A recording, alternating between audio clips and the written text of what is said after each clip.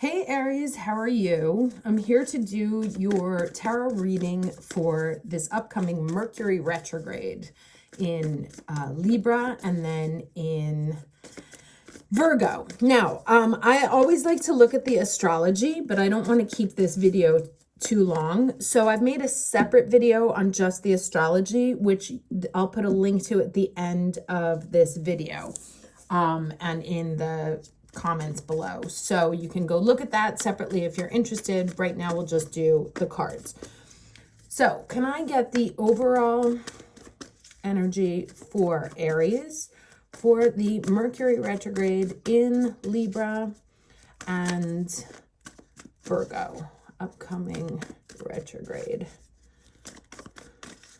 on the 9th? Impartiality. And so the astro part's actually really interesting. I would advise everybody take a look at it.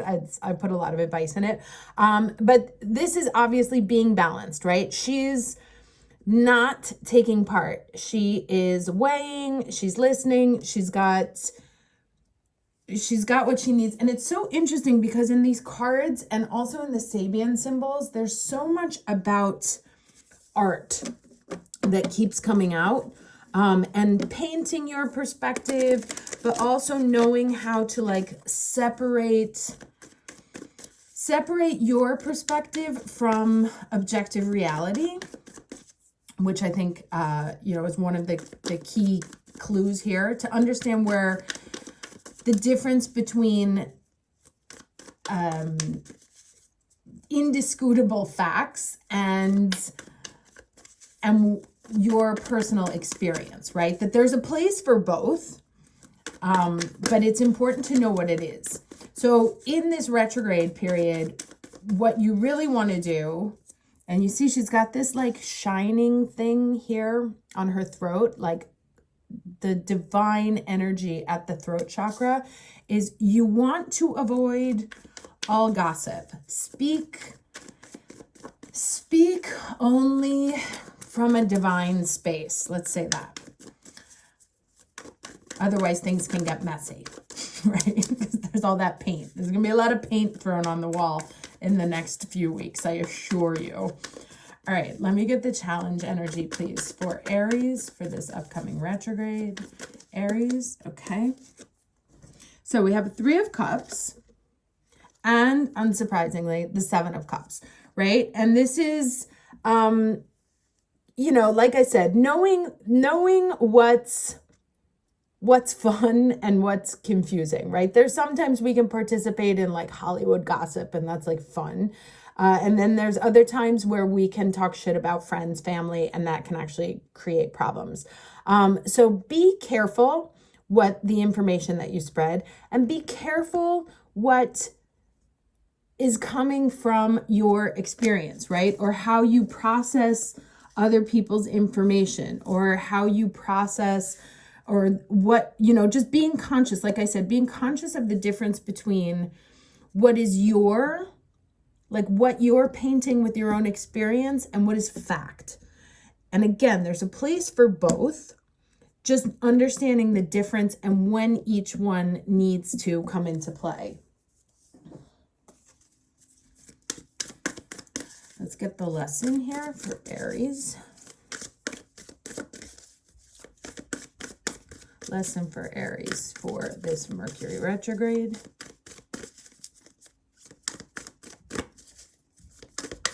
Like also here, know when to play and know when to take things seriously, right? Like know when it's for entertainment and when it's real. Then we have this Miracles card here. Again, with the rainbow coming out, the idea of colors. Let me read this to you. And we've seen this card before. So the Miracles card says, the storms of the past are passing and your dreams are coming true. No matter what has happened in the past, your future holds abounding miracles. Good fortune, celestial beauty, and inner divinity are expanding within you, right? And remember I said, like, only speak from a divine place. Don't get caught up in like other people's drama and other people's like little, when you triangulate information, classic move of a narcissist. Be careful about being the third party in a triangulation story. You don't, you want to stay out of it. You want to stay focused on you and what you're doing. Believe that your life is guided. Trust in the goodness of the universe. A celestial bridge to the heavens is opening for you. Start a health program, invest in your career, or initiate a relationship, and good fortune will manifest. Blessings are flowing in all directions. Believe that you deserve the best because you do. Bounty, joy, blessings, and miracles are flowing your way. Now, as I said, you want to be careful about starting stuff on a retrograde. Anything you do in a retrograde should have a re in front of it. Reconsider, revise, revisit, renovate, anything that goes back to the past and tries to correct, which is, the Mercury in Virgo also loves to correct things. So but whatever you're working on, even though this is a period of stagnation because we have so many planets in retrograde, and this Mercury it's going to be like info chaos, that to trust, right? You speak from the divine. You continue to operate from a place of divinity, continue to speak from, I don't love the word holy, but I've got no other one, from a holy space, and your goodness will keep will keep flowing to you. It's kind of like this light here is a beacon for this rainbow. And you don't want to get caught in this kind of nonsense here. So let's do before and after. Okay. All right. So these both came up upright. So chop wood, right? This is very, very Virgo. Just do what you have to, right? Be focused on the little things, the details, that it's going to kind of be about and this one talks about carry water, chop wood, which I think is a Zen saying. Like the path to miracles is through small, detailed, conscious efforts. And here there's the possibility of getting caught up in like all sorts of nonsense. And really what you need to be focusing on is just taking the very small steps to your giant miracles. And then there's no place like home here. Maybe you're doing some work on your house. Maybe it's, maybe it's time to beautify your house, but it's also, because this house is shrouded in the same violet light, right? So protecting your own body, protecting your own mind, protecting your thoughts, take care of yourself now, like treat your body as your home, treat your mind as your home, your thoughts as your home, and care for them properly. Don't get kind of sucked up in other people's drama. Let's get 3 cards here, please. 3 cards for Aries for the retrograde. 3 cards for Aries.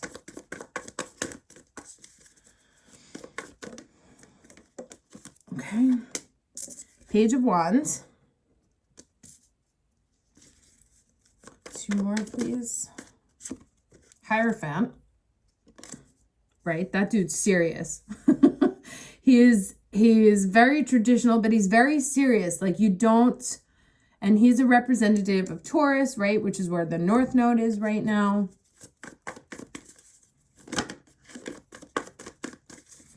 One more card, please, for Aries. Okay, and the Page of Swords. Interesting that we have 2 pages, right? So here's how this looks when you look at it. You have the 2 pages, right? These 2 kind of like childish and communicative energies focusing in. Sorry, this is like really hard to do. I'm sitting on the floor because my daughter took over my desk. The 2 pages looking at this Hierophant, which reminds us of this impartiality, right? Stay out of it.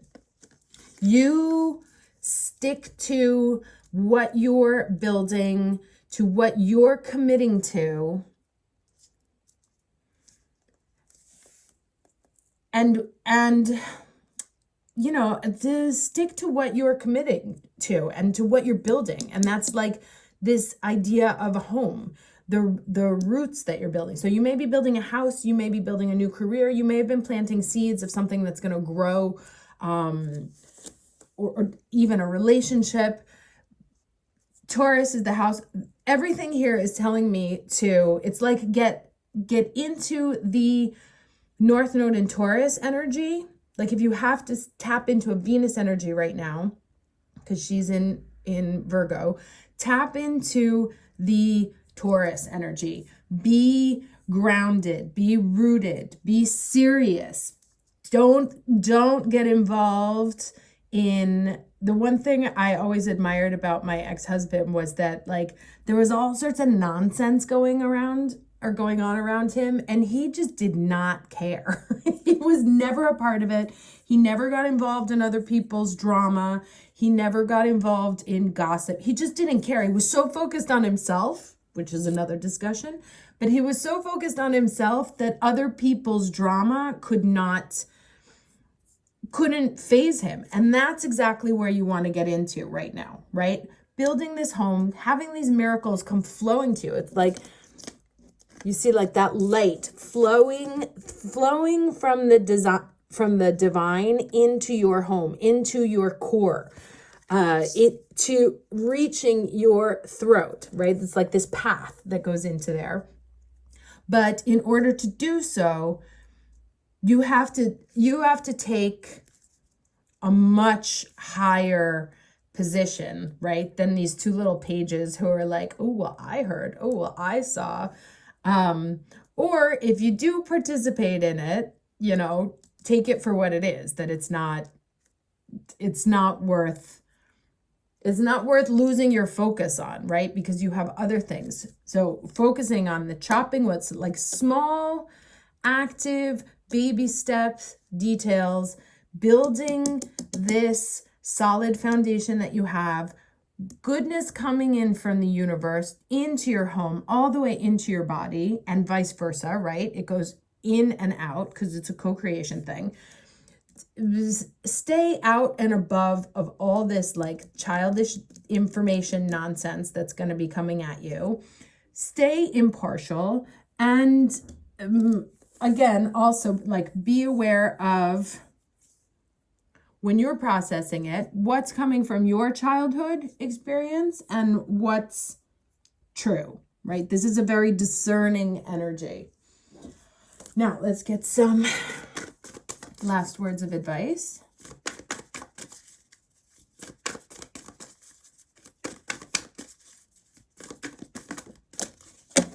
Okay, we have two cards here. So last quarter moon in Taurus, right? Which is to be proud of yourself. Love that. And the last quarter moon in Leo is lighten up, which is interesting. So like, again, if the drama starts taking off, and I love this idea of lightening up because of the role that the light has in these cards. Letting light flow through you as opposed to gossip, and other people's energies and other people's drama. And then the last quarter moon, be proud of yourself because you're working hard. Even if you like things aren't visible yet, they're starting to light up, right? Like you're starting to light up, starting to see it, starting to paint this, this new reality of whatever it is. Now, let me just read these real quick here. And interesting that both of these cards are last quarter moons, right? Because it's like almost, not yet, almost, but very close. And they're both fixed signs. We have a Taurus and a Leo, so both fixed signs. So it's like all about being the ground, like sticking to the grounded energy, not avoiding the mutable energy, because all the other signs are like in mutable power right now. And you want to stay fixed, focused, concentrated. Take the little steps that you need to do what you have to do. But don't tap into that mutable energy, which is going back and forth and changing your mind. Now, so this one says, do you really believe in you? No one is perfect, but you need to believe in yourself and what you have to offer. Be proud of yourself. You came to this earth with a purpose to fulfill. Drawing this card suggests that there are a lot of unresolved self-worth questions that need to be answered before you can start to create the life you know is waiting for you. Being real is the key here, right? So they're doing like they're doing renovations on the home downstairs. So I'm just going to ignore it and keep focusing and move on. So don't pretend for appearance sake. You're more than allowed and encouraged to be your real self. And that's interesting. Also, the idea of, of painting your place in the world. Then we have this other last quarter moon in Leo. What's happening for you right now can turn out well, but you need to find a balance between the light and the dark of the situation.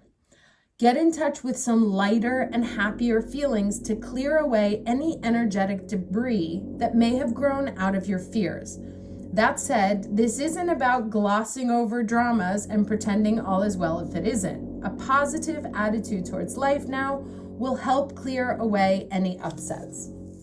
Okay, so wrapping up, stay grounded, stay focused, use your light, let light come into you to help you build this foundation, this new you, this rooted expression that you have, this new home, because the universe is sending in miracles. So even if there's drama going on around you, people talking shit, people gossiping, whatever, you stay high above it, right? Because we got 2 little pages here and then major arcana Hierophant, right? Totally different level. Don't participate. Believe in yourself. Believe in what you're doing, and stick to, don't let the dark of the drama drag you down. Do your small, whatever it is, step by step, even if it doesn't look like it's much right now. That is your path to lighting up this future. Okay?